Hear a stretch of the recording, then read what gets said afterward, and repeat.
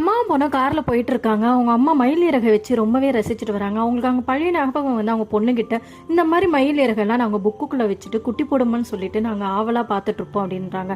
இதை கேட்டு அவங்க பொண்ணு இதெல்லாம் ஒரு விஷயம்னு சொல்லிட்டு நீங்கள் பேசுறீங்களா, ரொம்ப ஃபன்னியாக பேசுறீங்க அப்படின்னு சொல்லிட்டு அவங்க அம்மாவே கலாய்கிறான். அவங்க அம்மா என்ன சொன்னாலும் அதுக்கு எதிர்த்து அவங்க அம்மாவை ரொம்பவே டீஸ் பண்ணிகிட்டே இருக்கான். அவன் மேக்கப் பண்ணுறதுக்காக கண்ணாடி எடுத்து லிப்ஸ்டிக் போட்டிருக்கான். இதை பார்த்து அவங்க அம்மா கோவத்தில் கண்ணாடியை விசிற அடிக்கிறாங்க. அது ஹீரோயினோட வாசலில் போய் விழுது. அதை எடுத்துட்டு போன ஹீரோயின் முகத்தை பார்க்குறாங்க.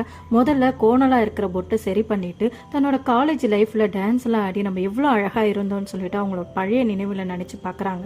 இப்போ திரும்ப திரும்ப அந்த கண்ணாடியை பார்த்து அவங்களே டான்ஸ் ஆடி பார்க்குறாங்க. இப்போ கண்டிப்பா எப்படியாவது கண்ணாடியை வாங்கணும் அப்படின்னு சொல்லிட்டு அவங்களுக்குள்ள ஒரு ஆசை வருது. இப்போ சேர்த்து வச்ச காசெல்லாம் எடுத்துட்டு போய் கண்ணாடி வாங்கலான்னு போறாங்க. அங்க போனா கண்ணாடியோட விலையே 600 ரூபாய் சொல்றாங்க.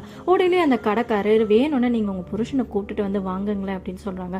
அவங்க இல்ல, என் புருஷன் இந்த கடைக்கு போயிட்டு வரேன்னு சொன்னவர் இன்னமும் வீட்டுக்கு வரல, நான் தனியா தான் இருக்கேன் அப்படின்னு சொல்றாரு. இதை கேட்ட கடைக்காரும் சரி உங்ககிட்ட எவ்வளவு இருக்கு அது கொடுங்கன்னு சொல்லிட்டு கேட்கறாரு. என்கிட்ட 300 ரூபாய் மட்டும் தான் இருக்குன்றாங்க. அதை வாங்கிட்டு கண்ணாடி கொடுக்குறாரு.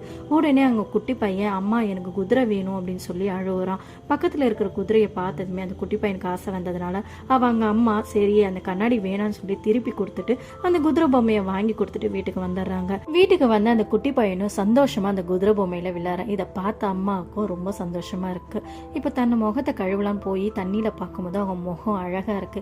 இதை பார்த்து அவங்க இதுவே போதுமே நமக்கு எதுக்கு கண்ணாடி அப்படின்னு சொல்லிட்டு அந்த தண்ணியில தன்னோட முகத்தை பார்த்து ரசிச்சுட்டு இருக்காங்க. அந்த நேரத்துல குழந்தை அழுவுது. அதை கேட்ட சத்தத்துல அந்த கையில வச்சுட்டு இருந்த சொம்ப அந்த தண்ணிக்குள்ள போடவும் அந்த தண்ணி கலைஞ்சு போயிடுது. இப்போ தண்ணி கலைஞ்ச மாதிரி அவங்களோட கனவுகளும் கலைஞ்சு போச்சு. இப்படிதான் நிறைய அம்மாக்கள் நிறைய சாக்ரிஃபைஸ் பண்றாங்க, தன்னோட ஆசைகளையும் விட்டுடுறாங்க. குழந்தைக்காகவும் தான் தன்னோட வாழ்க்கைகளை விட்டுட்டு நிறைய பெண்கள் வாழ்ந்துட்டு இருக்காங்க.